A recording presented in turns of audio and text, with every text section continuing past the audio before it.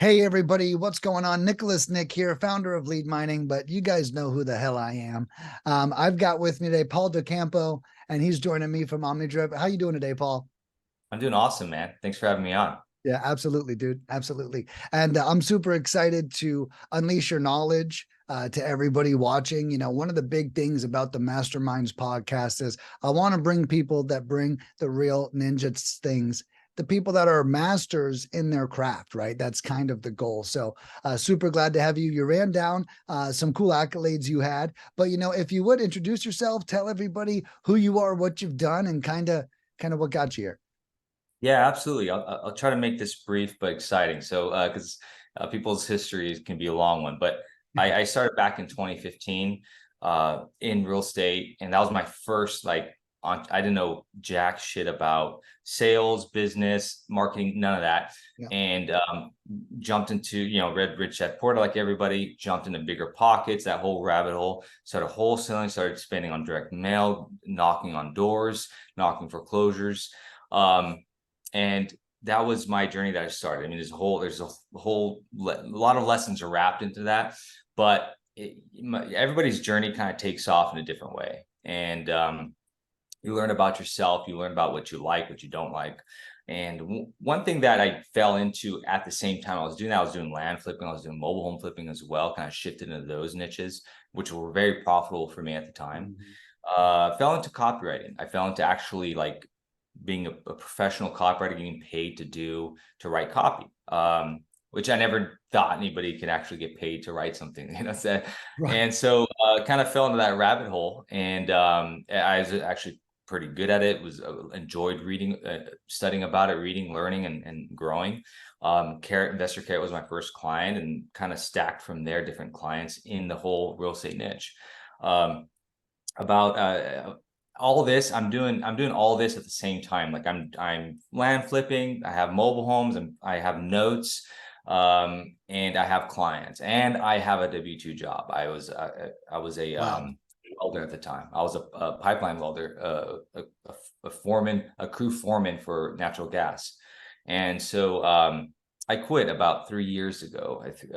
I had income from my notes. I had enough clients where I decided, I don't need a W-2 anymore. I can go self-employed and all that jazz. And since then, I've still freelance copywriter, but I also have my own offer, my own business where we plug in at a really affordable price point, custom drip sequences into people's CRMs for them.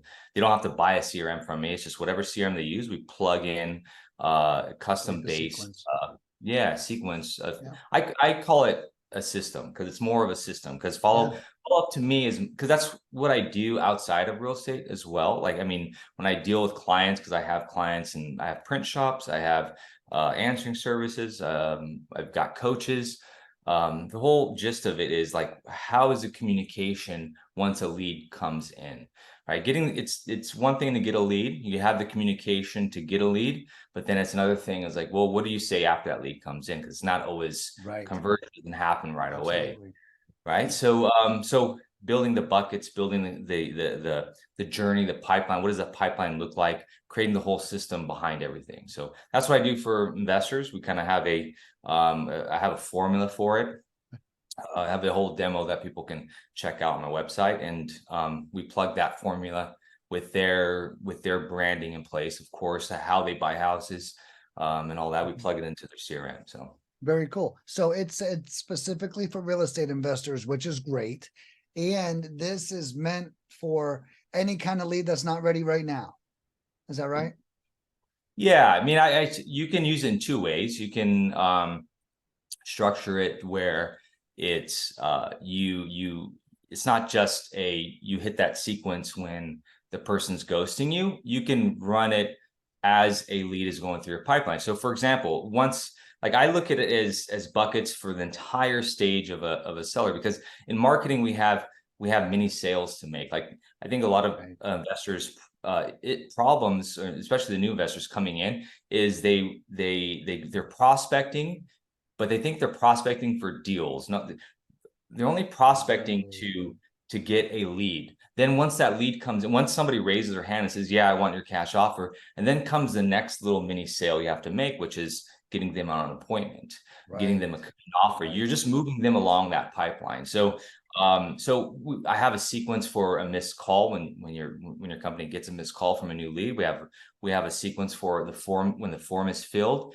a sequence for paper lead type of lead. So when you're buying leads off of other vendors, we have sequence for when an appointment is booked. I'm a big believer in pre-selling an appointment. So once an appointment is made, you're starting that communication right then and there, building credibility and trust before that appointment comes in. So you can use it as just strictly drips. Hey, person's not responding. You plug in the appropriate drip, or you use it as a pipeline in your business.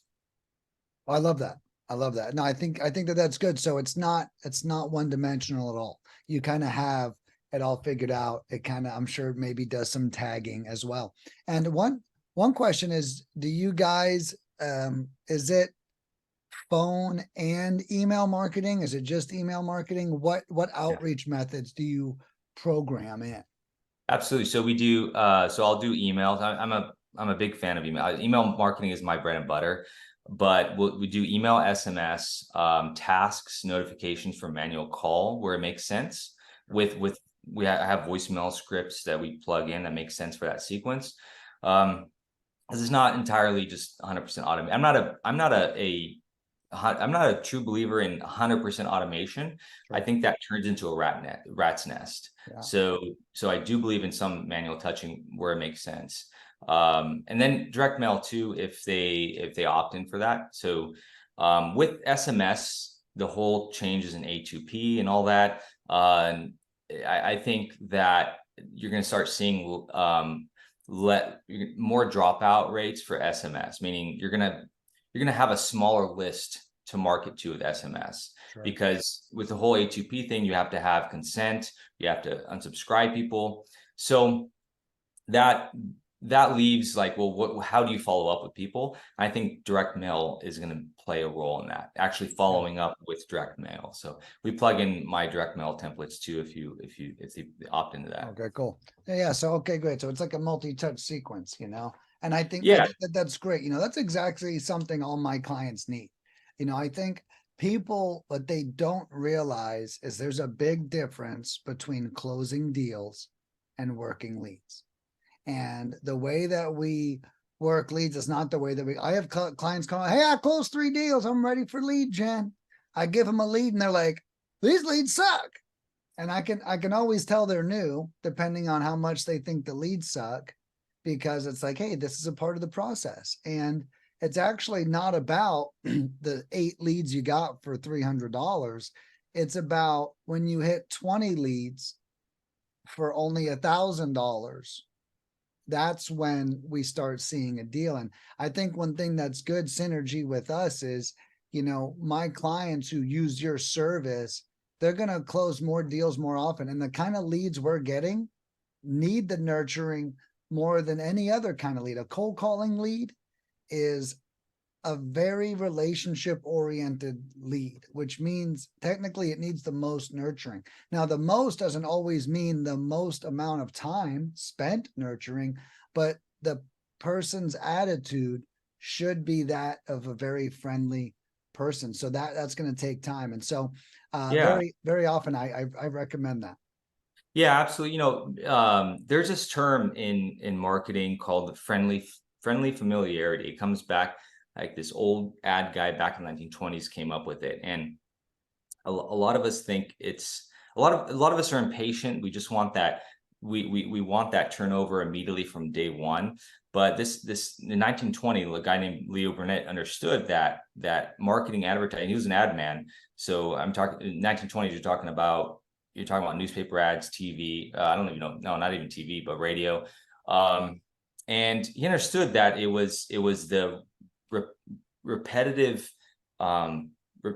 branding that becomes your friendly familiarity. So for example, the guy that keeps showing up at the door, the friendly guy that keeps showing up with the good friendly attitude. Right. It's not about that one-time ad that comes Mhm. out and turns that response, or the one-time call that comes. So for example, a lot of people, I've been asked before, hey, what's the one type of message that that works? And I don't have an answer to that, because the stats, well, for one, there's not enough data to show that, but two, when I look into people's CRMs, and see, okay, what caused this deal, it's kind of all over the place. You look at the channel, you look at the activity, you look at all the messages being sent out. They're not responding to this, not responding to this, but all of a sudden they respond to this one message. In my opinion, in my experience, it's not that one message. It was that they're constantly seeing you, either email, text message, direct mail, whatever it is. They're constantly seeing you until you can't change somebody's, like, direct response. I'm a big direct response fanboy, and you can't, we understand that you can't just change somebody's motivation right on the spot with whatever you can say whatever you want. You're not going to change somebody's motivation. They have other things going on. A lot of times you're getting ghosted, but it's not because you're not effective. It's just because They're not we do ready. it all the time. They got other shit going on in their Right. life, right? So they might have had motivation to get to respond to your initial ad, or whatever it was, initial inquiry, but then that goes in the back burner because house on fire, or somebody owes them money, whatever it is. What they put it in the back burner until they finally, oh yeah, that's right, I need to sell my house, right? Right. So yeah, it's about the consistent repetition. Yeah, no, I like that. Being the person who keeps showing up, and you have to be a pleasure. We forget that this is the same form as a relationship. How do you want any relationship to go? If every time your girlfriend walks in, she's yelling at you, pretty soon you're not going to look forward to her walking in. And the same thing goes with these sellers. If you're not having pleasurable experiences, you're not taking them in the right direction. And that's why one thing I'm a huge fan of is rapport over negotiations. Now, negotiations is absolutely mandatory at times, but I think that there's some people who sacrifice the rapport just to get to negotiations faster. And I'm under the firm belief that if I can get someone to love me, the transaction's going to go way easier. It's going to go way faster, and they're not going to feel like I took something from them. I feel like when someone loves you, they give you the deal, and then when someone is resistant, you're like, it's like tug of war, you're like taking it from them, and then even if you bought that property, I always even ask myself, what is the reputation in the marketplace? After the fact. And even though with houses, it could be less than most other industries because we're so busy doing lead gen, but man, nothing's better than a referred lead. So, I'm just a huge fan of the relationship. I was wondering, what you think about that?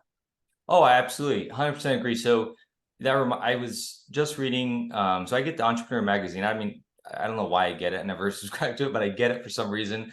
Every once in a while I'll read a piece from it, and they had Chris Hemsworth, the guy from Thor, the guy that played Yeah. Thor, right? His whole story, and he was actually a struggling actor. He moved from Australia to US to do films. He was struggling until he shifted his whole mindset to, okay, how do I serve the other person? And so before going to audition, he would ask himself, how do I make the casting director's life easier? So, and he solved that answer for himself. And when he shifted that of just serving, all of a sudden things changed for him. He started getting more films, more bookings, etc. So I think that they going into straight into trying to skipping over the relationship building part, going into negotiation, it's more of self-serving than serving the other person, right?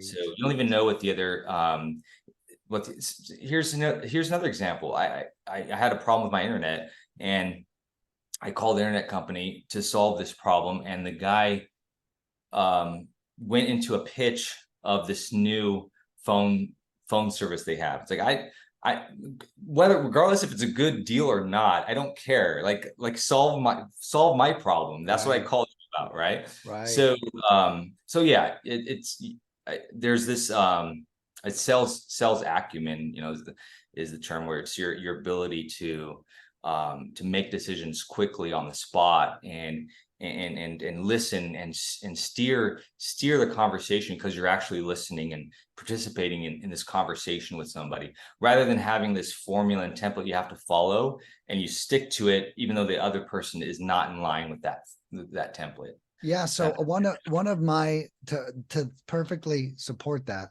one of my favorite quotes that I created naturally was, if you're always thinking about what you're going to say next, you're going to say the wrong thing. If you're thinking about what they are experiencing, you're always going to say the right thing. And that's perfectly to your point. If I got this ninja script I'm trying to memorize because I got it from one of the gurus, and I'm just waiting to use the next line on you because I spent all night memorizing it, rather than, oh, wow, like you could be saying, yeah, my husband, he's ill and we got to sell and I'm like going right to negotiations because I'm memorizing a line rather than being present in the moment. And I just thought, I think that's such a great point. It's not always about the formula. It's important to know these things and practice them and have them in your tool bag. It's not important to cue them up proactively and have your bandwidth used towards using these tools to manipulate somebody. Rather, just be in the conversation, have the tools at your disposal when you need them, rather than putting them up front.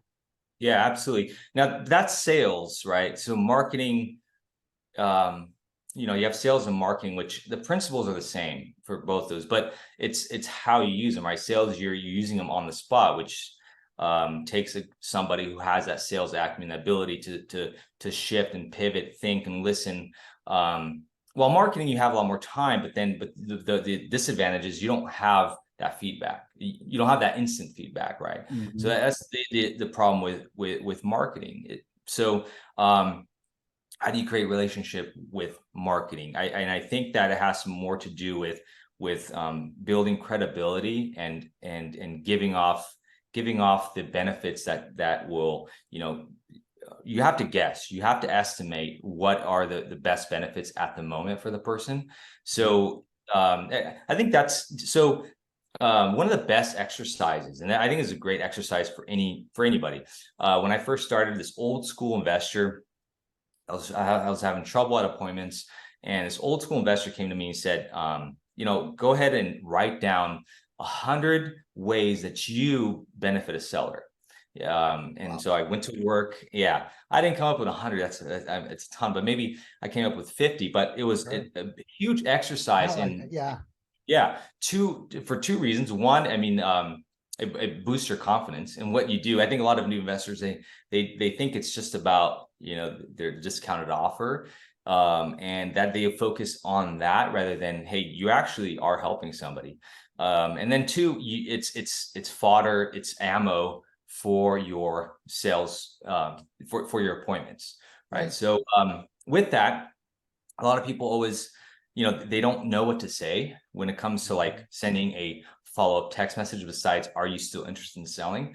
That itself is pretty self-serving, right? Are you still interested in selling? It's not, there's no benefit to the person. So part of what we do is I incorporate the benefits into the messaging. Like, what does a cash offer actually do for a seller, right? Then there's a dozen of them or more.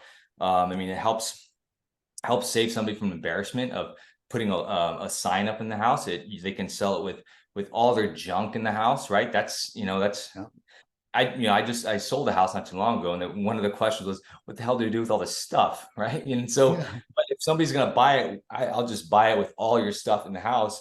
That saves a huge hassle. So part of the service, right? It's like, hey, a part of the benefit of me doing this is you don't have to dig all this hoarded stuff out of your place, part of that. That's why we get it at a discounted rate too. Right. So yeah, there is a service to it. So we got to express those, benefits, right? Mm-hmm. And so, yeah, part of the marketing messages, we interweave all that into it.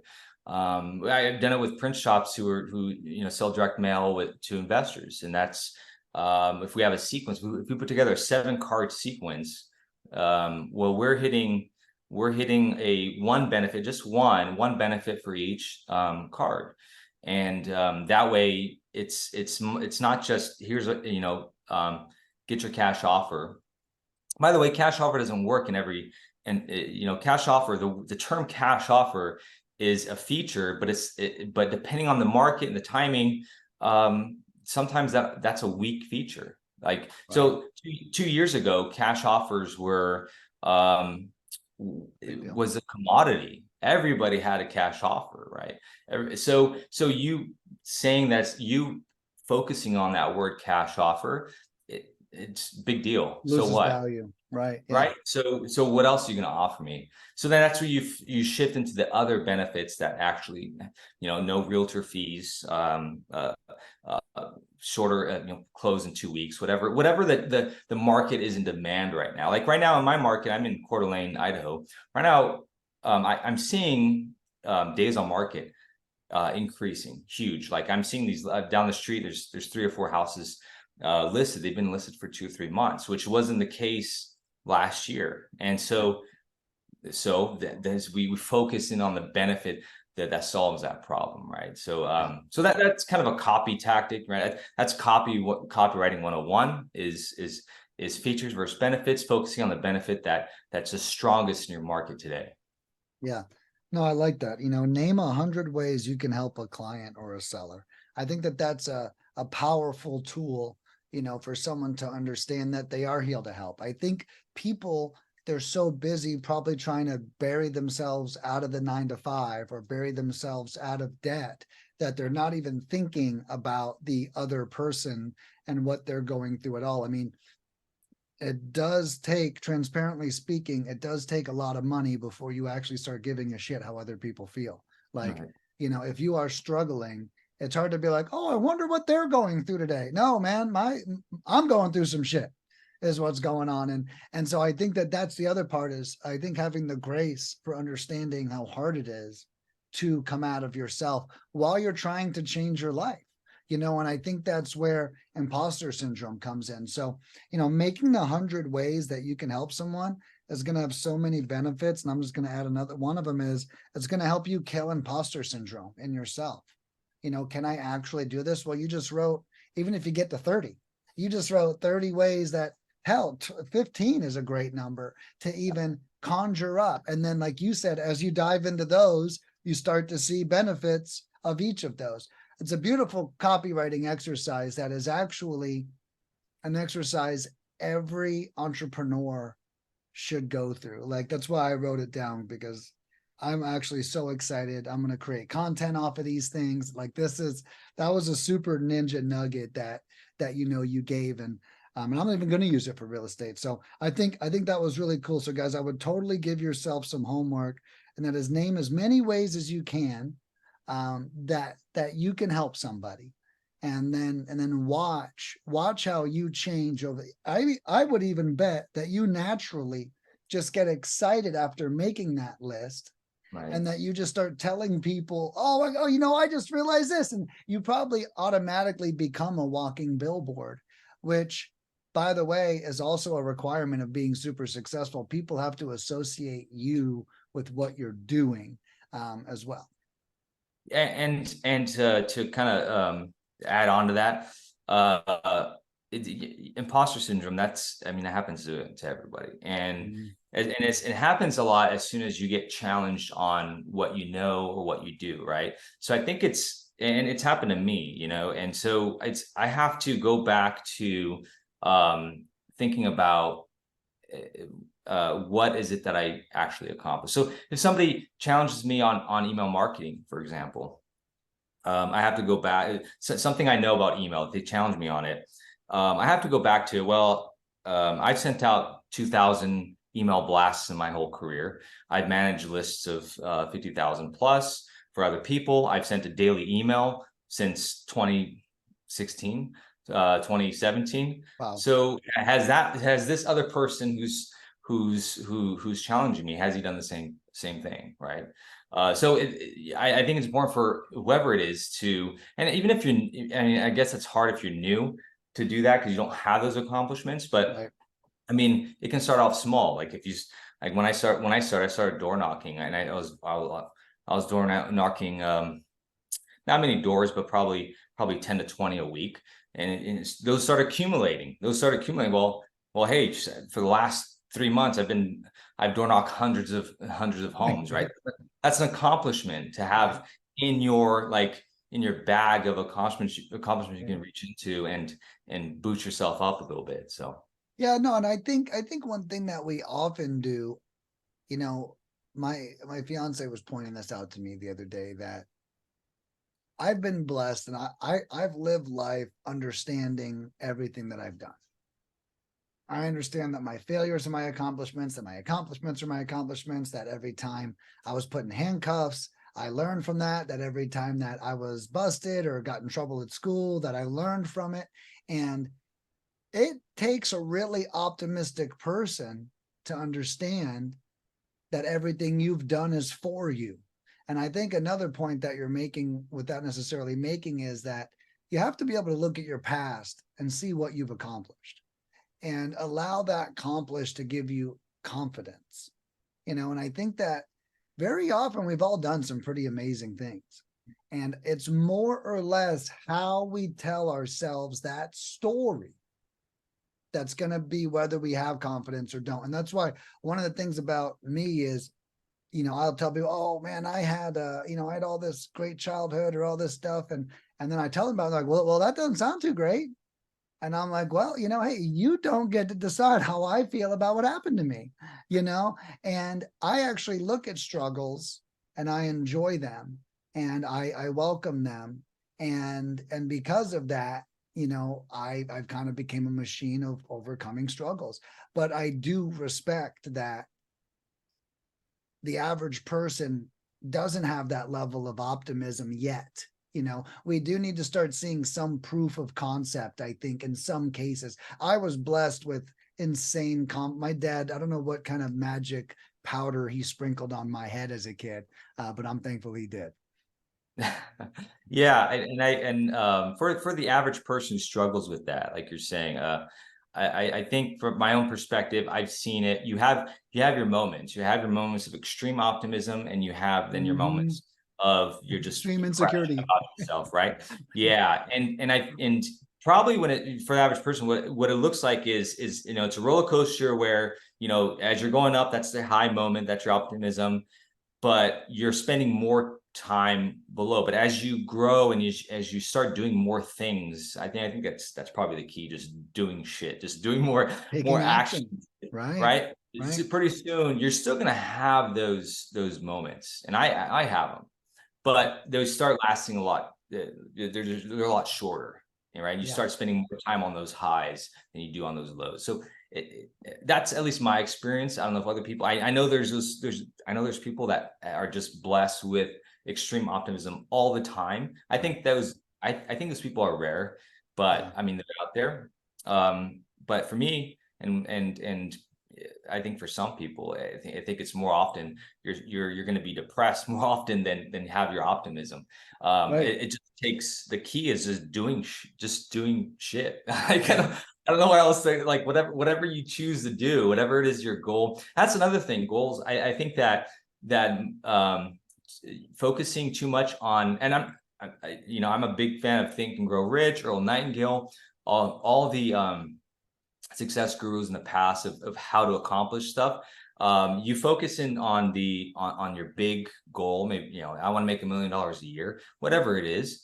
But rather, I always tell people, like, okay, then let's start rather focusing on the actual behavior you have to do that we have on, to do on a weekly basis, right? If your goal is 1 deal a month, so what are you going to do? What's your action plan? Well, okay, I'm going to door knock 100 houses a week. I'm going to cold call 1,000 a month, whatever it is. You have that, you have that check. That's all you can control. You can't control if you're going to make $1 million a year. Like you Right. can't directly control that, but you No. can control your behavior on a day-to-day, week-to-week basis. Well, So you're actually describing how I do goal setting. And, sometimes, like my fiance gets frustrated with me because she's like, Nick, I don't really feel like you have any goals, but you're always hitting the next level. So, how is that happening? Because I'm not like, we're going to hit 1.5 million next year. I don't say that. If anything, I say, what marketing efforts are we going to do that's going to allow us to grow 30% in sales? Okay. It's like, I can't think in fantasy. I remember when I was a kid and they played the dumb game. What would you do if you won the lottery? I honestly most often yelled at people, went like, I'm 8, bro. I'm not playing the lottery. I'm not going to win it anytime soon. It's like those questions never resonated with me, and I think it's another thing I got blessed with, a little lucky with, is that Stephen Covey says this in 7 Habits of Highly Effective People. Out of the thousands hacking at the leaves of their problems, there are very few hacking at the roots. And I don't want to live in the leaves and the flowers and all the pretty stuff, save up for a Lambo and all that. I want to do the things that I need to do every day. And I'll give you an example and the viewers an example on what those are, because I know what they are, because I'm not confused. We've been in business 6 years. We actually are going to hit $1 million this year in sales. We already crushed last year's number 2 weeks ago. There's 3 full months left in the year, which is very exciting. And how does that happen? Well, one is I got to make sure I'm posting on Facebook every day. Another thing is that I'm wanting to start next year. We're in the same mastermind. You may have saw my post. It may not be coincidence we're here now, but I really need to implement email marketing. I'm doing $1 million a year, and I've probably sent 7 emails selling my service all year long. And each email gets me $5,000 to $8,000, and I write them myself. I don't even know anything. So like, I can't help but be like, what happens if I did this 3 times a week, right? That's an example on what gets me. And meeting with my clients. I do that every day. Every day I take calls with my clients. Every day I answer the phone when it rings. Every day I have a great attitude towards my clients. And if I continue doing those things as I have for the last 6 years, these aren't flukes. These are things I've noticed I've done right. And it's a bare minimum. It's not a lot. I keep $10 going on Facebook. I keep $8 going on Google. I answer my phone when it rings. I make every appointment that's on my calendar. If I do those 4 things, I'll be up at least 10% in sales every year for doing it every day. Yeah, and you're describing your own personal self-operating system, really. So, Yeah. Right. we need operating systems in Mm, businesses in our own life and how we do that, right? So, and a lot of times that's just discovery. I mean, you have an operating system for how you operate in your everything. business, right? And then you have an operating system for how you wake up in the morning, right? And a Yeah. lot of people, a lot Mm, of people are, I love the Colby method and the Enneagram personality test, Myers-Briggs and all that stuff. And, everyone's going to operate in a different way and figure out what exactly is it that I still sometimes have to figure out my morning routine because things change. I just got back from Europe, from Portugal, and my morning routine just, and it's winter, and I moved to a new area. And so now the sun comes up later, and, right. or it's winter's coming soon, I should say. It's fall right now at the time of this recording.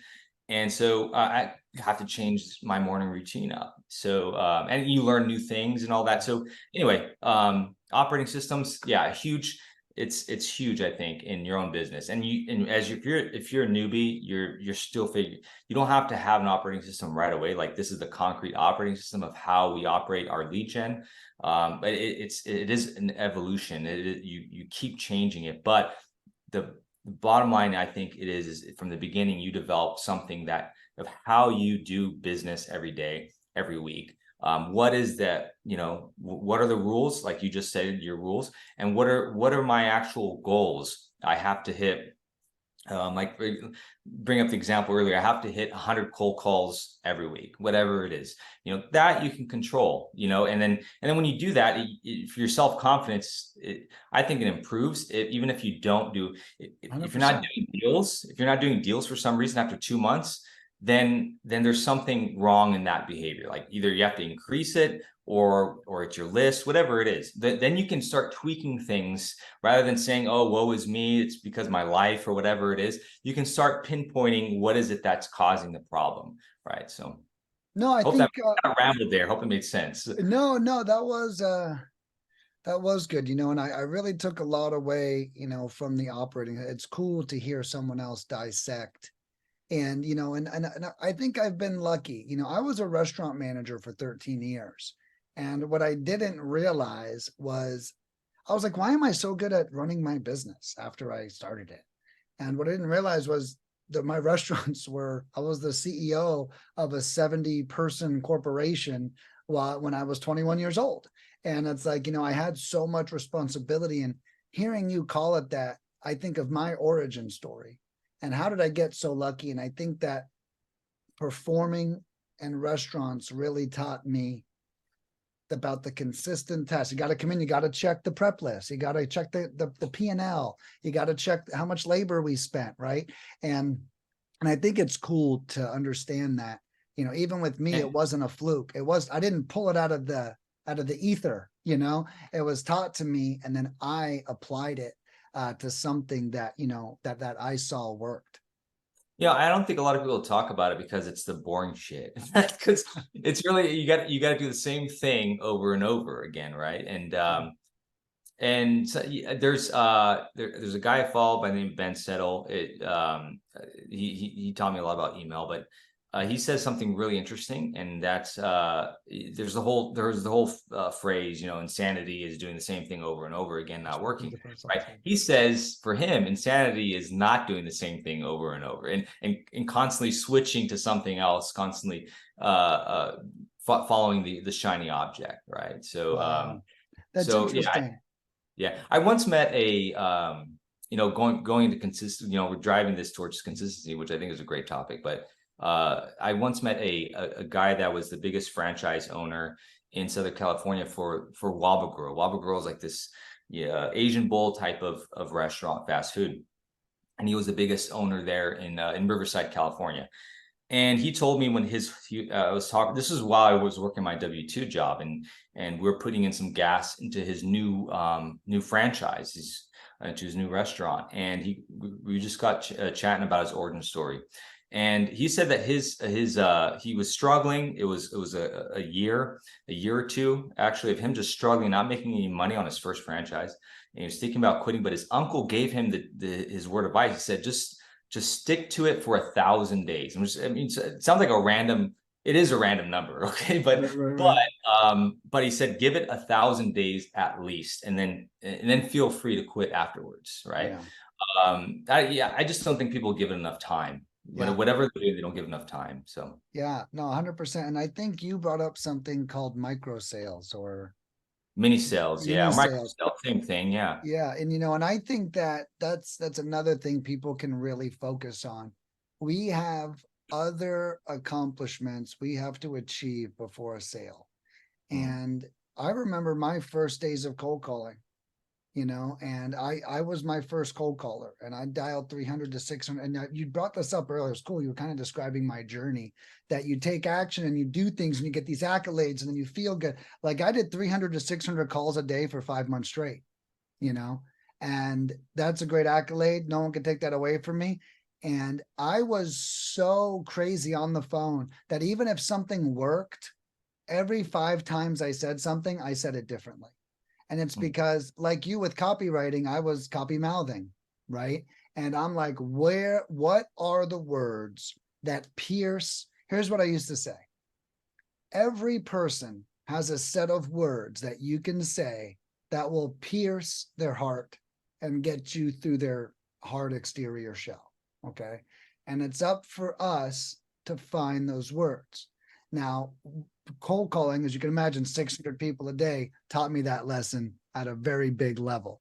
And so I kept changing what I was saying at the end I accidentally founded lead mining while I was on my way to close my first real estate deal.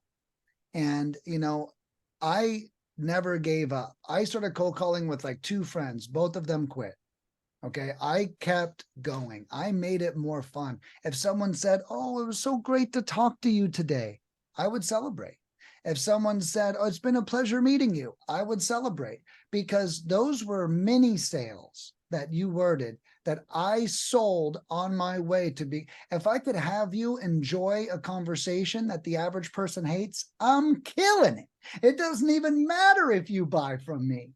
And I know that if I have enough of those good conversations that the average person hates, that no matter what, something is going to work out. And I think mini sales is the key to understanding that we do need to stick around longer, but more things are working than we realize. It doesn't have to be a closed deal to give us validation. That's a really good point. And, there's a book, and I keep mentioning books and stuff, keep mentioning people. Frank Bitger, actually it's pronounced Frank Betcher, but it's spelled Bitger. How I went from failure to success in selling. I believe the title is called. If you look up Frank Betcher, which is spelled Bettger, Okay. you will find that book. Old book. And it's a story of him being a professional baseball player, his success in that, and then he got an injury, couldn't play baseball anymore, and then he went to sales. And so he describes the number one secret. And there's always the number one. I hate using that term, number one secret. Okay, but his number one secret, right, was enthusiasm. And so sometimes somebody reports to you that they're struggling. They're doing all the right things. They're doing everything right, but they're not moving forward. And sometimes it's well, you can break it down a mindset, or you can break it down also to that enthusiasm. When you're doing that action, whatever it is, what's your attitude towards it? And that can make all the difference in being over the phone, closing a deal, whatever it is, moving that person along the pipeline. And so everything you're describing right now, it just helps, your goal, maybe everyone's goal should be, not you particularly, Nick, but everyone's goal should be, their little mini sale is, how do I become more enthusiastic out of this? How do I have some fun and move this towards me having a better attitude towards this, right? Because if you go into cold calling with a bad attitude, it's not going to work out, right? Yeah, So I just posted the 10 commandments of cold calling the other day on my Facebook, and one of them is never call while you're in a bad mood. And because it just won't work. You'll be like, why is everyone yelling at me today? What's going on? It's like they absolutely know. But I love what you said, because that's my number one problem with my clients. Okay. And it's not that it's my number one problem. I'll say the average client of mine, number one problem is their perception. Okay. And they perceive things to be, worse than they are. And they need to perceive optimistically. And that's one of the main things that I preach to them all the time. We need to perceive optimistically. If a lead says 6 things right and 2 things wrong, call them. Do not call that person. I had one of my favorite mentors while I was coming up, Chris Marnalego. Big shout out, Chris. Thank you for everything. I used to get leads and he used to close the deals, and he would say, Nick, read me the notes and I want you to lie to me. And it's because he knew the notes do not matter as much as how you feel about it going into the car. Like, you tell me how bad they want to sell their house, give me all that good energy. And I think that that's important to what you're saying. And that is, really find ways to build up your confidence, so you can really push that stuff down and see, and let the optimism start working, Yeah. Yeah, man, we talked about a lot. We did. We crushed it. Confidence, optimism, goals, behavior, all that. So I think that's awesome. So yeah, no, I love it, because, people may know this by watching, but these aren't scripted at all. I've been on some podcasts where they give me a list of questions that they're going to ask, and my goal is that we just riff naturally. I mean, I'm such a nerd. I'm always in my head. anyways, might as well get two people there. Yeah. No, I agree with you. You know, when I told you I had my own podcast, and that podcast, I gave myself 1 year. Again, 52 interviews. That's my goal, right? And I would determine if I want to continue or not. But and that was a lot of fun and experience, a good experience. But I tried to center, like, I love the interviews, like Johnny Carson. I would study Johnny Carson, David Letterman, all these great interviewers, and seeing how they do it. And I don't think, just from watching it, I don't think anything is scripted. It seems very just, they're great listeners, and they just tag on to it. They keep rolling with it, just like how we're doing it, Yeah. So Oh, yeah. super cool. And if you want to tell everyone how to find you, I know you mentioned you have kind of a cool giveaway and stuff. If you want to tell everyone where to find you so they know how to get in touch with you. Yeah, so they can, if they want to plug in some drip sequence, they can go on to www. I don't know why I said why I say www. Right? Who says that Old still, school. right? REI omnidrip.com. REI omnidrip.com. I wish it was omnidrip.com, but that's for some reason taken, even though it's a broken URL. But it's reiomnidrip.com, and in there you can opt in, and if you're not an email reader, that's fine. Just opt in, get your stuff, and you can unsubscribe. That's fine by me. But there you'll find a demo of my whole philosophy, like my whole funnel, my whole pipeline of how we build drip sequences, which is not just 3 or 4 little lame drip sequences that you plug in whenever a lead goes to you. It's more of a whole system. And then you get a couple samples of the email, SMS, the scripts that we use. So awesome. Oh, very cool. And yeah, and if you're watching this, you need it, because if I'm generating leads for you, you guys need all the help you can get. One lead, I'll just leave us with this. I spoke to a client earlier. He got 10 leads for $482. Okay, and he's like, none of them, And I was like, look, I get it. I totally get it. But if every time you spend $482, you get 10 leads, how many leads would it take for you to make $30,000? And I think that's the math people often miss. So what? Maybe you buy 3 of these campaigns, or you spend $1,500 to make $25,000. Oh, poor thing.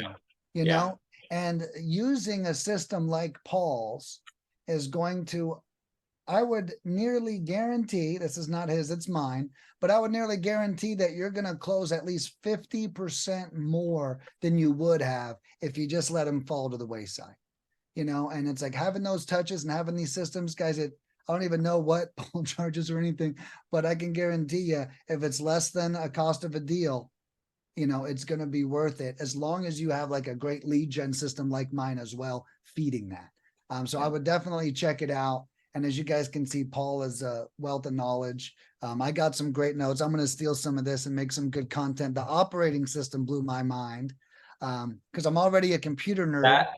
I should say I took that from Dan Kennedy. Dan Kennedy talks about personal operating system all the time. I try to credit as many people as I can, and the people deserve it when they say it. So Dan Kennedy, big fanboy of, and I read his newsletters and all that. And yeah, he talks a lot about the personal operating system. So, it's funny. I love that you shared that, because I've always heard amazing things about Dan Kennedy, but I've never heard anything that really made me want to listen to him, other than he's the greatest marketer ever to live, which that's not enough for me. No offense. But hearing that someone speaks a language that works exactly how I think, now I'm actually like, all right, I think it's time I get into this guy. But Paul, thank you so much for joining us, and I really appreciate it. And I'll be reaching out to you for my own personal needs. I know you focus on REI, but if you're down to help out with lead mining and our emails, I'd love to chat with you about that too. Yeah, awesome. We can chat, man. Appreciate being on the show. Thank you, man. Yeah, rock and roll. I'll see you, bud. All right, see ya.